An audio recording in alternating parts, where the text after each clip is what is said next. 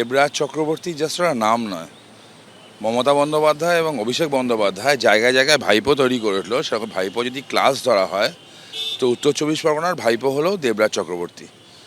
কয়লা, বালি, গরু যে সিন্ডিকেট, তার টাকা এখান থেকে যাওয়া, এখানে ম্যানেজ করা, তার দায়িত্ব ছিল দেবরাজ চক্রবর্তী। শুধু এখানেই থেমে থাকে না সব কিছু, পুলিশের পোস্টিং কী হবে, ডিসি কে হবে, কোন থানার আইসি কে হবে, এবং তার বদলে বিপুল টাকা সেটাও চালাতো এই দেবরাজ চক্রবর্তী। বাংলার মা বোনেদের লক্ষ্মীর ভাণ্ডার দেওয়ার নাম করে তৃণমূল কংগ্রেসের এক একজন নেতা বাড়িতে যে কোন কুবেরের ভাণ্ডার তৈরি করেছিল তার অসংখ্য উদাহরণের মধ্যে একটা উদাহরণ হচ্ছে এই দেবরাজ চক্রবর্তী।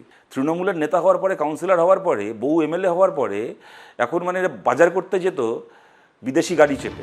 ৮ সদস্যের সিটও গঠন করা হয়েছে তদন্তের জন্য। আর এই সিটের নজরে এবার দেবরাজ চক্রবর্তী ঘনিষ্ঠ একাধিক জনপ্রতিনিধি, ঘনিষ্ঠ 4 জন কাউন্সিলর দেবরাজ চক্রবর্তী ঘনিষ্ঠ, তাদেরকে ইতিমধ্যেই গ্রেফতার করা হয়েছে। সরাসরি এই বিষয় নিয়ে আরো জানবো, সুকান্ত মুখোপাধ্যায় আমাদের সঙ্গে রয়েছেন। সুকান্ত, এবার দেবরাজ চক্রবর্তী ঘনিষ্ঠ একাধিক জনপ্রতিনিধি, তারাও নজরে রয়েছে এই বিশেষ তদন্তকারী দলের।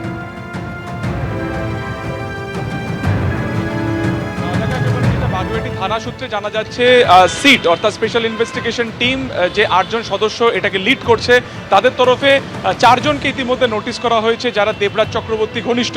যাদের মধ্যে তোমাকে বলে রাখি, বিধাননগর পুরসভার 27 নম্বর ওয়ার্ডে যিনি কাউন্সিলর ছিলেন বিনু মণ্ডল, তাকে নোটিশ দেওয়া হয়েছে।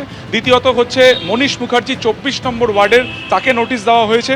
গোপাল বাগুই যিনি প্রাক্তন কাউন্সিলর ছিলেন বিধাননগর পুর নিগমের, তাকেও নোটিশ করা হয়েছে। এবং চতুর্থ হচ্ছে রতন মৃধা, যিনি হচ্ছেন দীর্ঘদিনের দেবরাজের ছায়াসঙ্গী, তাকেও কিন্তু ইতিমধ্যে নোটিশ করা হয়েছে। অর্থাৎ দুজন কাউন্সিলর, একজন প্রাক্তন কাউন্সিলর এবং একজন ছায়াসঙ্গী।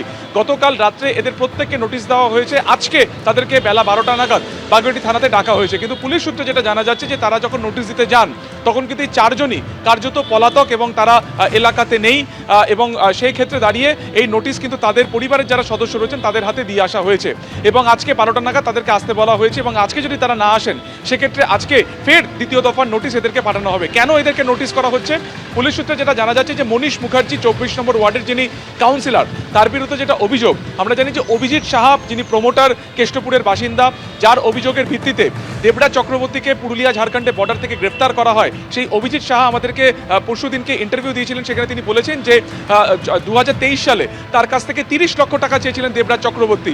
এবং এই 30 লক্ষ টাকা দেবরাজ চক্রবর্তীর কাছে পৌঁছেছিল কিন্তু এই কাউন্সিলর, 24 নম্বর ওয়ার্ডের কাউন্সিলর মনীষ মুখার্জির হাত দিয়ে।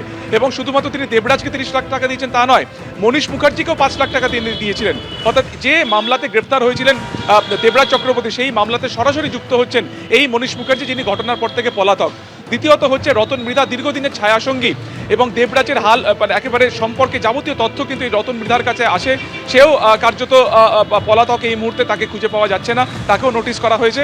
এবং যেটা তোমাকে বললাম বিনু মণ্ডল 27 নম্বর ওয়ার্ডের কাউন্সিলর, তাকেও তলব করা হয়েছে। কেন এই কাউন্সিলরদেরকে তলব করা হচ্ছে? পুলিশ সূত্রে যেটা জানা যাচ্ছে যে 10টি অভিযোগ দায়ের করা হয়েছে, বিভিন্ন প্রমোটার বা সেখানকার স্থানীয় বাসিন্দারা যে অভিযোগ করেছেন, প্রত্যেকটা ক্ষেত্রে অভিযোগের প্যাটার্ন কিন্তু এক।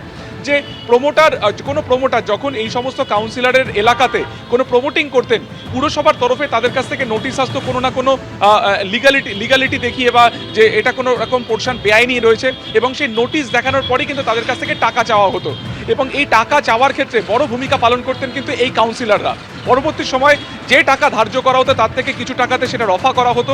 অর্থাৎ দেবরাজের সাথে রফা করার কাজে সরাসরি পার্টির সাথে যুক্ত থাকতেন হচ্ছে এই সমস্ত কাউন্সিলররা। এবং এই কাউন্সিলররা মধ্যস্থতাকারী হিসেবে একটা টাকা তাদের কাছে যেত এবং তার একটা মোটা টাকা তারা পৌঁছে দিতেন দেবরাজের কাছে। বলতো এই যে অভিজিৎ সাহার অভিযোগের পরিপ্রেক্ষিতে দেবরাজ গ্রেফতার হলো, এই প্রসঙ্গে জিজ্ঞাসাবাদ করতে গিয়ে নানান তথ্য উঠে আসছে এই কাউন্সিলরদের সম্পর্কে।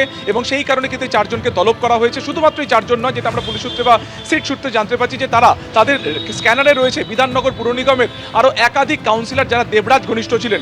শুধুমাত্র বিধাননগর পুরসভা নয়, দক্ষিণ দমদম পুরসভারও একাধিক কাউন্সিলর এবং তৃণমূল নেতাও কিন্তু কার্যত স্ক্যানারে রয়েছে এই সিটের বা তদন্তকারীদের, যাদের মাধ্যমে বিভিন্ন প্রমোটারের কাছ থেকে টাকা তোলা হতো এবং তারা মিডিয়াটার হিসেবে কাজ করতেন এবং সেই টাকার একটা মোটা পোর্শন বা লার্জ অ্যামাউন্ট তা কিন্তু পৌঁছে যেত সরাসরি দেবরাজের কাছে। এবং এই যে গোটা ঘটনাটা 2015 সাল থেকে এরকম হচ্ছে বা কখনো 2021 সাল থেকে হচ্ছে এবং কতদিন ধরে এই টাকা তোলা হতো, তাদের কি ভূমিকা থাকতো, কি ইনস্ট্রাকশন তাদের কাছ থেকে থাকতো, সেটা কারণেই কিন্তু বা জানার জন্যই কিন্তু বা তথ্য আরও সন্ধান করার জন্য কিন্তু এই চারজনকে তলব করা হয়েছে। আরও একবার তোমাকে বলবো 27 নম্বর ওয়ার্ডের যিনি কাউন্সিলর বিনু মণ্ডল, 24 নম্বর ওয়ার্ডের অভিযুক্ত যিনি কাউন্সিলর মনীষ মুখোপাধ্যায়, রতন মৃধা যিনি ছায়া সঙ্গী এবং চতুর্থত হচ্ছে গোপাল বাগুই যিনি প্রাক্তন কাউন্সিলর, এদেরকে নোটিশ করা হয়েছে।